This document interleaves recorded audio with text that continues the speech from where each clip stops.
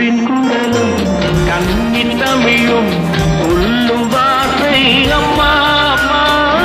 கருணை தேடி அதையும் உயிர்கள் உருகும் வார்த்தை அம்மா அம்மா.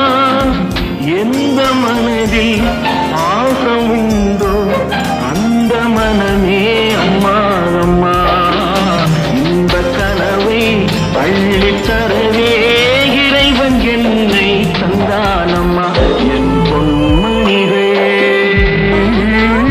ஏன் தூங்கவில்லை? செல்லக் கிளிகளாம் பள்ளியிலே செவ்வந்தி பூக்களாம் தொட்டினிலே